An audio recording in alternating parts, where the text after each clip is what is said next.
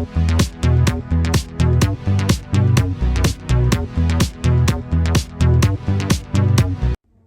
there, Mystery Gang. Chelsea here, and welcome to Cheer Mystery Incorporated. If you haven't already, hit that subscribe button. Become the Mystery Gang. Join us. Today in this video, we will be talking about the evolution of cheerleading hair. That means hair, big hair, and bows, of course. So let's get into it. Alright guys, so first we're going to talk about cheerleading hair from probably the 2003 or 2005 ish kinda. Now back then, on that time, before competitive cheerleading became really advanced, cheerleading hair back then used to be kind of like simple, I'd say, because girls, you would usually just put their hair in simple ponytails or even do those cute little tiny little curls. I kind of like to call them short simple curls. So you see my curls and all that.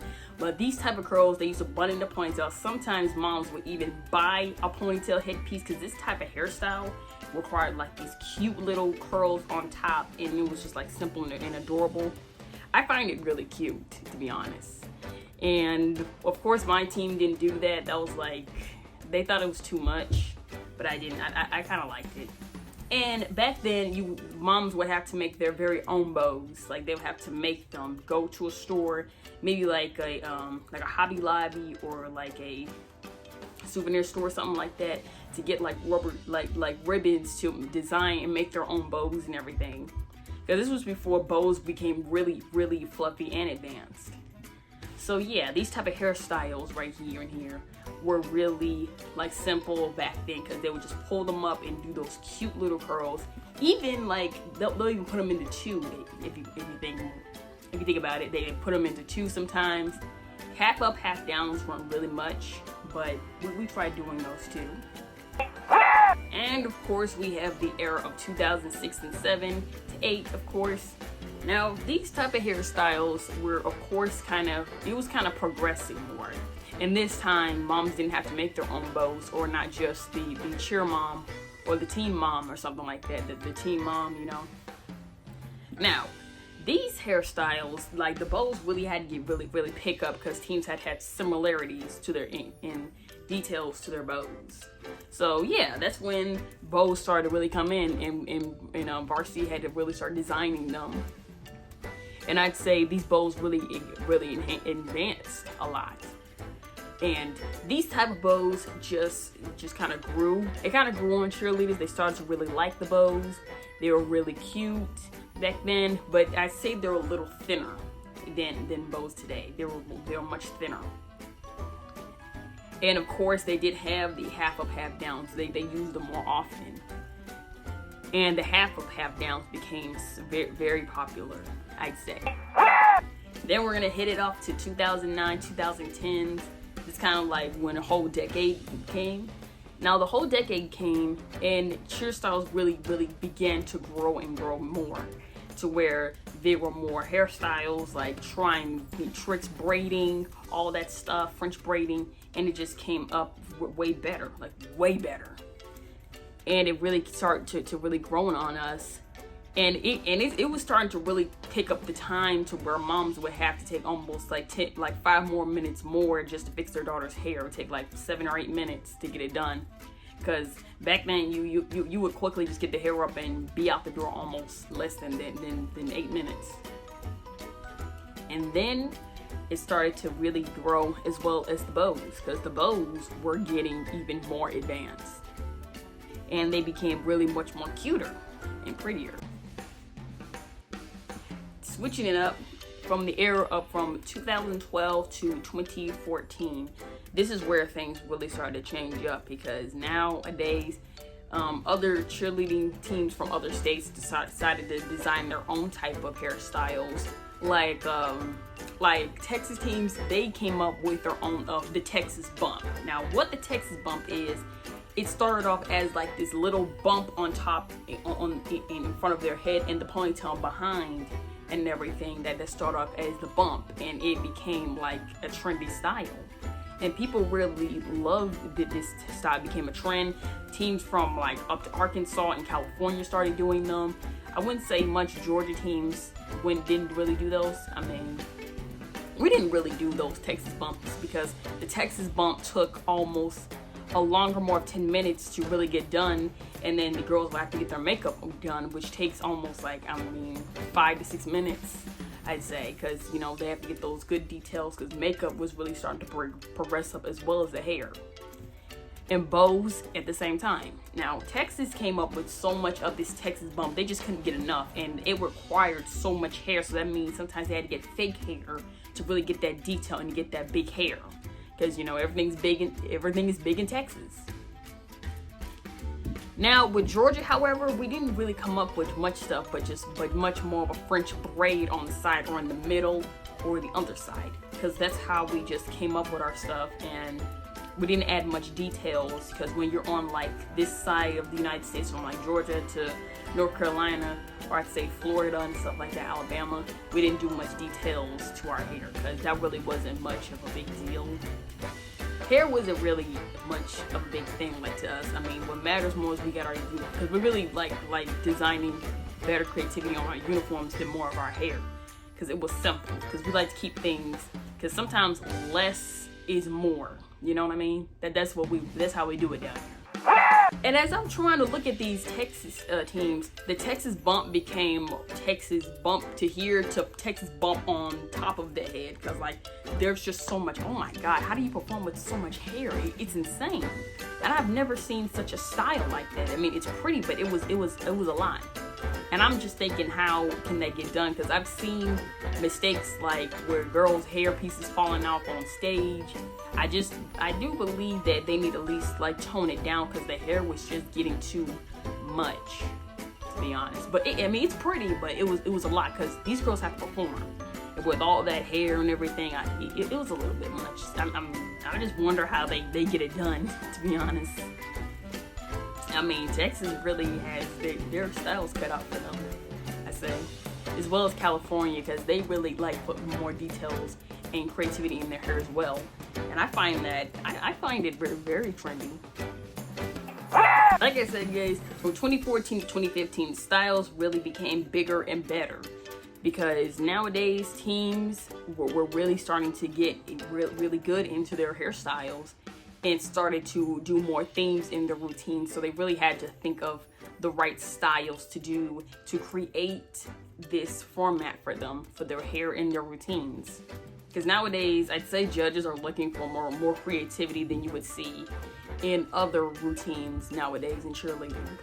Alright guys, don't get me wrong, these styles are really, really, really good. I mean, they really just got a little oomph to them. And I really like how they're laid out and everything, as well as that with their uniforms along with their bows. And now, from 2016, it was kind of like a little pause right there, because I felt like they didn't know what to do then. But when 2017 came, that's when cheerleading really changed up a bit.